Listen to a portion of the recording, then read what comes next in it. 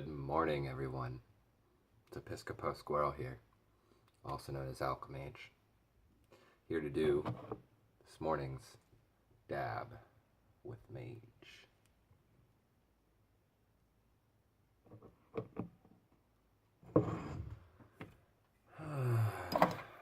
How are you all this morning? I hope you're doing well. I hope you're doing better than I am. I'm not going to lie to you. I'm kind of struggling right now. Severe depression. And that'll actually be what I talked to you guys about this morning. I've been talking on a lot of mental disabilities and just taking care of yourself recently, because that's where my head is at. So you guys get to deal with where my head's at. So yeah, stick around and learn a little bit about depression if you don't know. Cheers.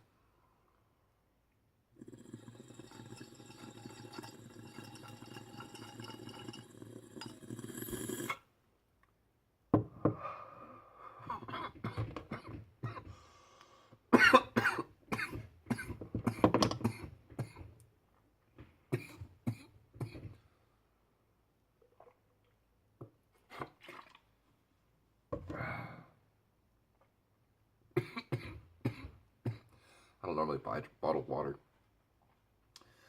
My girlfriend purchased it, left it here. So, depression. So there's a distinction that needs to be made between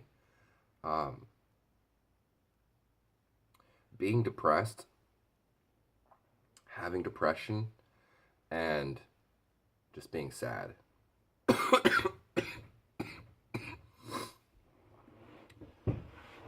Having depression is an actual disability.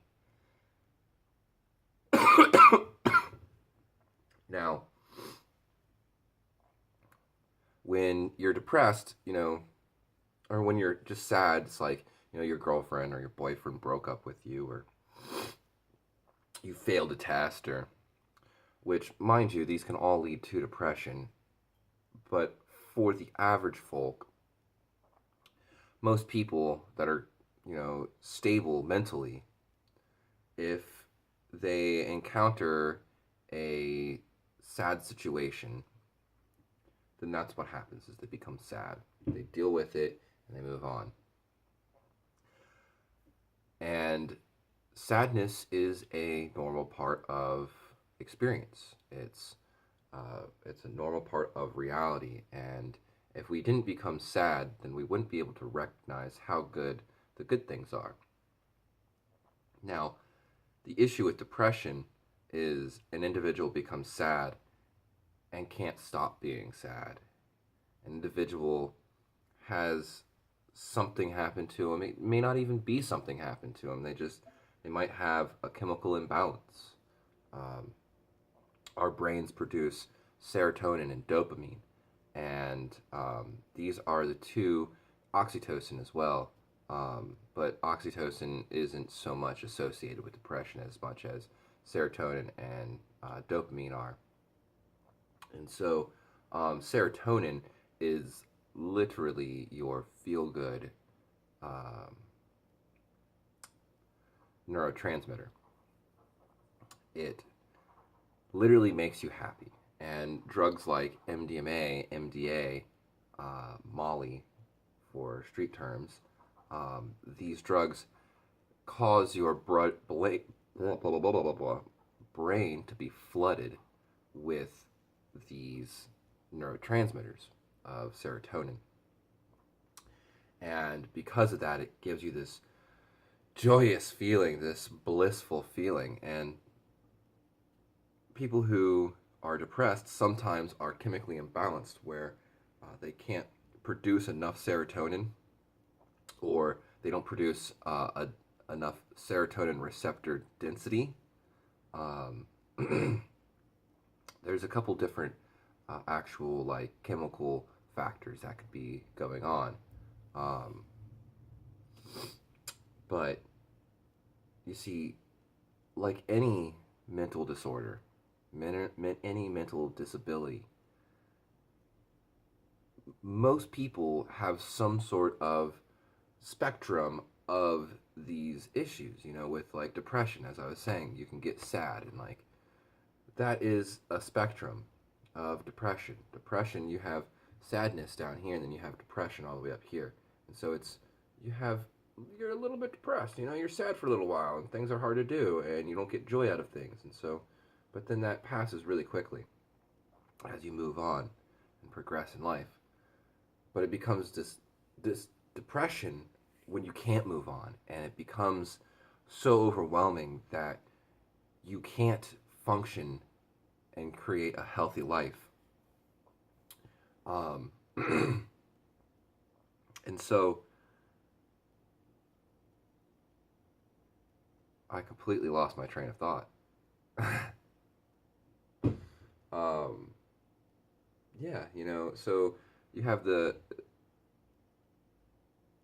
living with depression.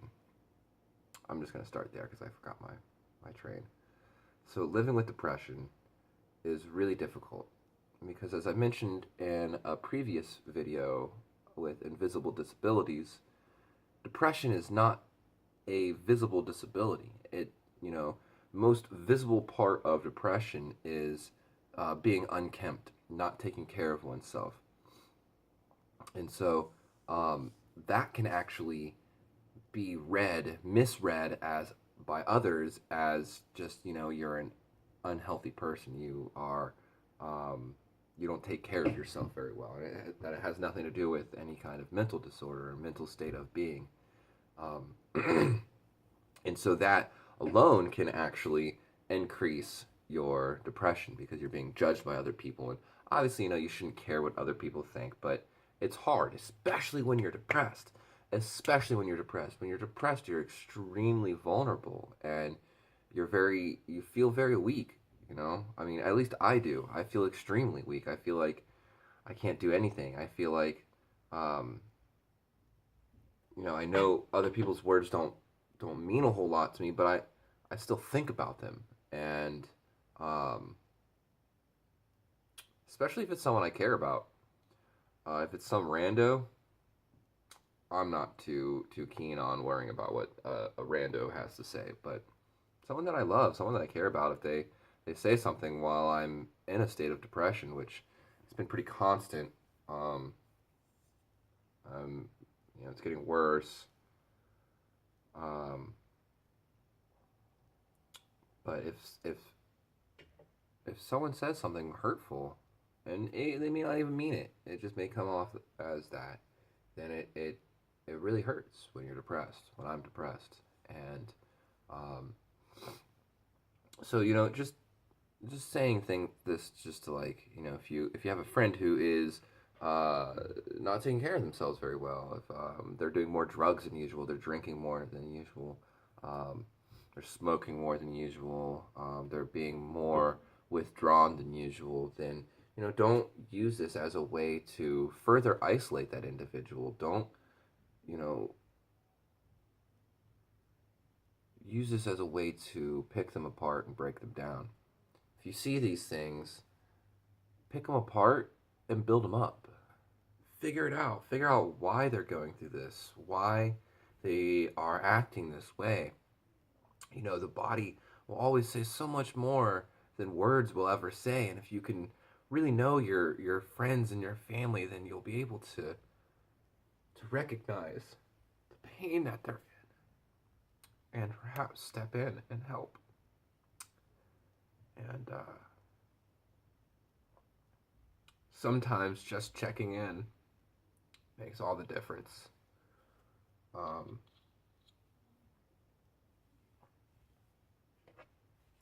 I'm gonna end the video here. Um, hope you all have learned something. I hope you take something away from this video. If you feel like there's anything that needs to be said or shared with depression. I'm not going to end the video right there this very second. I still have one more thing I wanted to say. With depression, you know, it's a very self-defeating cycle, and this is why I'm saying, like, really check in with your friends especially if you think they're depressed. We feel bad about ourselves, and it gets to the point where we just can't shower, can't take care of ourselves. We wear dirty clothes.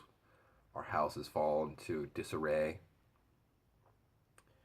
And then we see these things, and we know that it's gross, that it's not good for us, it's unhealthy for us, but yet we can't do anything about it. And because we see that, and because we can't do anything about it, it makes us feel even worse. And so it's this continuous self-defeating cycle. And for loved ones to step in and then make notice of something, but then not like have anything positive to say, have anything supportive to say, or try and pick or delve deeper and like find out what's going on. It's really difficult and really painful and really hurtful. And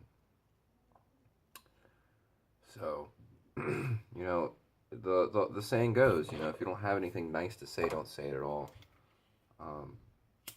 Don't say nothing. You know, we're already in so much pain for whatever reason. Each of us has our own unique experience that has led us to depression.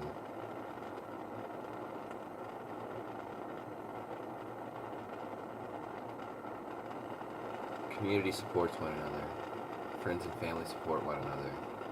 Be there for your friends. Be there for your family.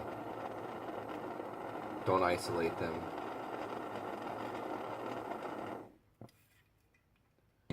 Don't let them completely isolate. Isolation's okay. It's okay to be alone. But if you're doing it because you're depressed and you can't get out, then it's not healthy. And you really need to see the sun, to get out in the woods, take a fresh breath of air. You know, like I said in the other video, taking a walk through the woods can really help. And obviously it's not going to cure depression, but it can help, and it can be a tool to help lead you to curing your depression. So, yeah.